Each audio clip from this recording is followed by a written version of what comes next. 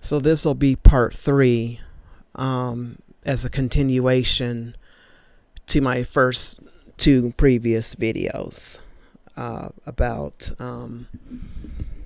the German guy in his video claiming that basically, in so many words, African Americans have destroyed America, and what it was like for him to live in Germany, not around African Americans. Okay, so taking on where I left off, back in the 80s when white people were basically listening to their own genre of music, which was classic rock and heavy metal, such as Guns N' Roses, Def Leppard, Motley Crue, Led Zeppelin, Iron Maiden, etc., etc. Okay?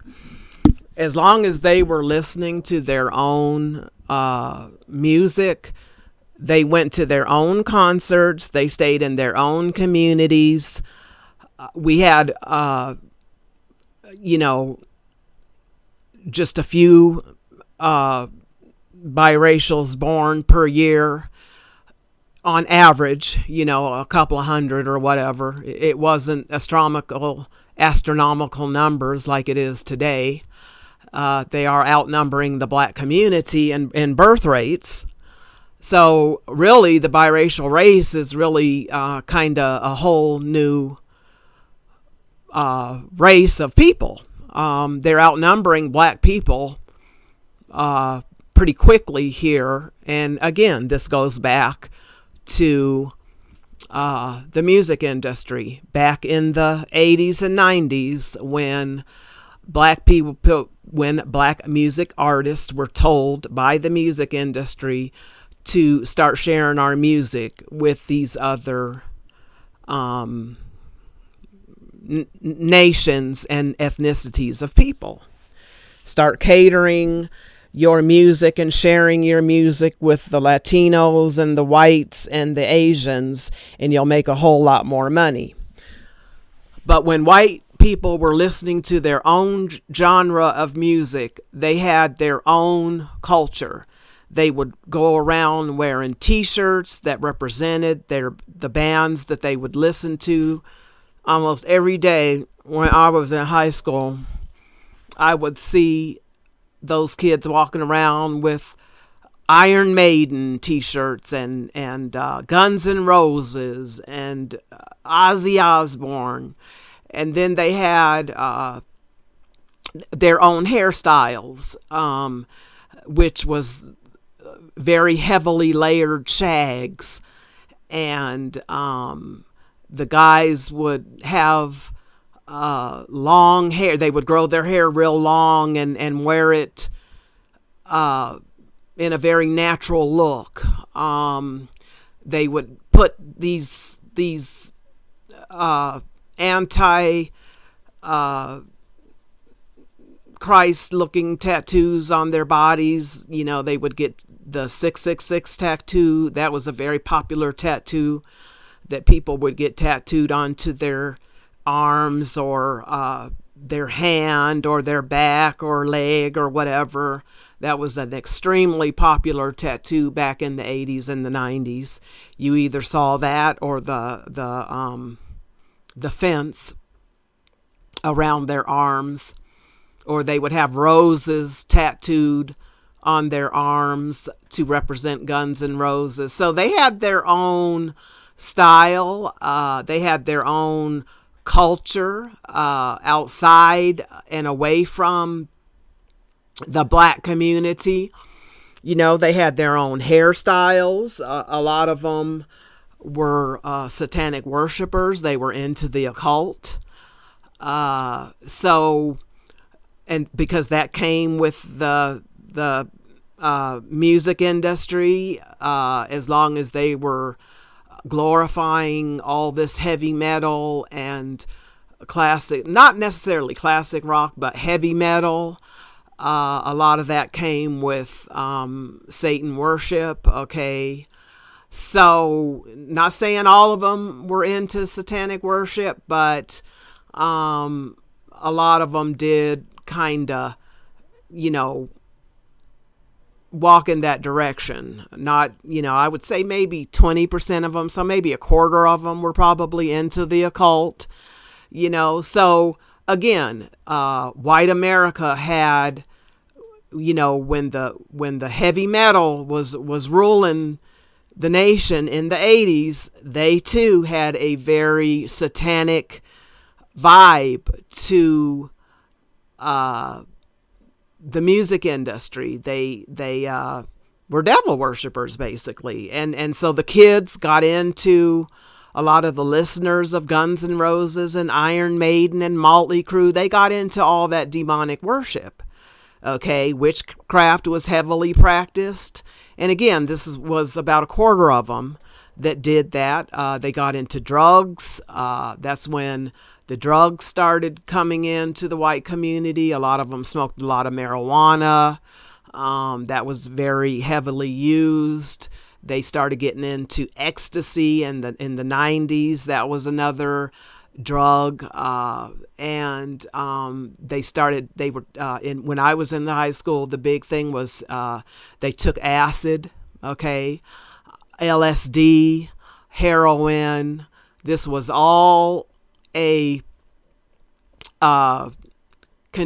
was all connected in with white culture associated with the music, which goes back to the music industry. Okay.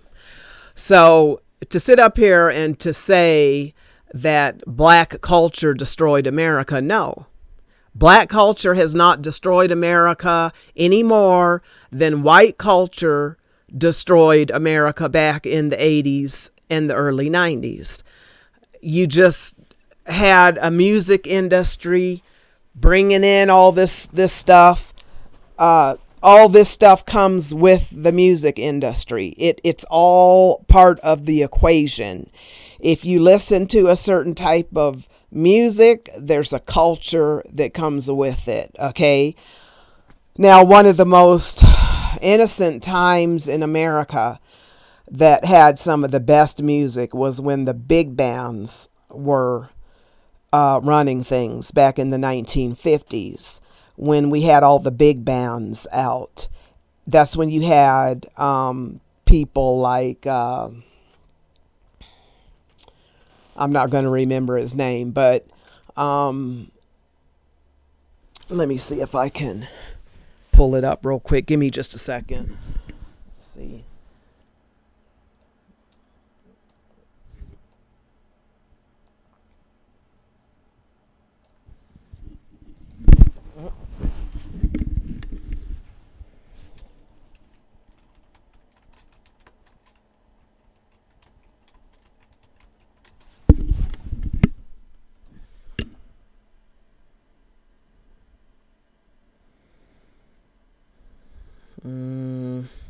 Frankie Lyman. Okay, that was in the 50s, and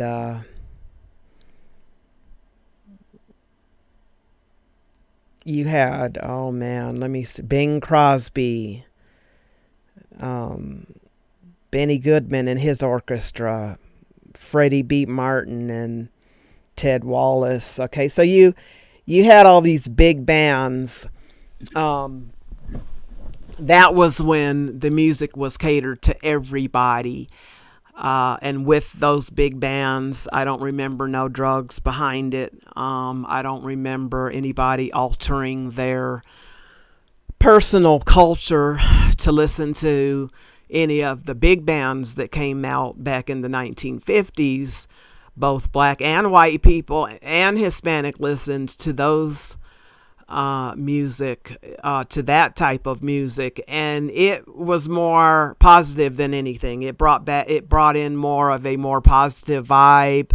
You didn't see a bunch of people on drugs. You didn't see a bunch of Satan worshipers running around the place. There was no dress code other than the code of what they wore in the 50s, okay, which everybody wore the same dress code, okay, the long dresses the girls wore with roller set hairstyles, and the guys wore trousers with dress shirts, okay, and bow ties sometimes. So that was the setting for the 1950s. There was really not a whole lot of damage done. That was a whole different genre of music. No violence was involved. No degradation of women was involved in that music. That was one of the best times of music that everybody in the United States listened to, was back in the 1940s and the 1950s. Now, when the blues came in, it did bring in a energy that caused a lot of people to drink. Even today, when I listen to some of the blues, that again, that's a black genre of music brought in by black Americans. There is a frequency that can cause you to want to drink when you listen to that music, just liquor and maybe smoke. But other than that, really nothing else was associated with that. You didn't see a bunch of people changing their religion, trying to go into satanic worship. You didn't see them changing their dialect of English that they spoke. You didn't see them dating outside their race or anything like that. So different eras of music bring in a different frequency that controls America. Okay. And with the hard rock era, it brought in drugs, it brought in Satan worship, it brought in very layered, shag-like haircuts, and leather jackets were worn a lot. That's when people were walking around with those leather jackets that they would wear because they listened to Iron Maiden and Motley Crue. They wore a certain type of clothing. And so this type of behavior is not just new to America. This went on with heavy metal as well. Okay. So to sit up here and place the blame on the destruction of America being caused by African American culture, no, it's the culture of America that is and has destroyed the communities in America, because depending on what type of music you're putting out, which has a heavily influence on the people who listen to it, that's what, causes people to do things. Heavy metal causes people to get into satanic worship, wear certain type of clothing, wear certain type of hairstyles. Same thing with rap music. It causes the same thing. The big bands, when they were here, again, that, didn't really do a whole lot of changes to America because it just brought in a very innocent frequency with it. So not a whole lot of change went on with the big bands. The music was very innocent. It didn't have a very heavily sexual nature to it. And so, there's times where I have sat down with my mother and have watched movies that come on TV. And this is normal TV, and we're talking in today's society. I had to stop watching movies with my mom because I would get so embarrassed because, just to turn on a movie nowadays anymore, you're going to be seeing porn in these movies. The language that is spoken in these movies, you would think that you're in some kind of prison, the way they curse in these movies. Again, this is not black culture. This is the Hollywood movie industry bringing all this stuff into our films that we're watching and training our youth to behave like what they see on TV and in our movies. This doesn't have anything to do with African American culture. This has everything to do with Hollywood and the music industry. Okay? Hollywood puts out movies that have sexual scenes in them. They show everything all the way down to, you know, you don't see the actual man piece going in and out of the, you know, vagina, but you see the everything else. They're naked, they're doing the do, and this is allowed on regular TV, unrestricted. Back when I was younger, all this type of stuff was rated R. You couldn't watch it unless you were under parental discretion. Okay, today, these kids can turn on any streamer when their parents are not home and watch all this type of stuff. Does that have anything to do with Black America? No. Who does that have to do with? Hollywood. Okay?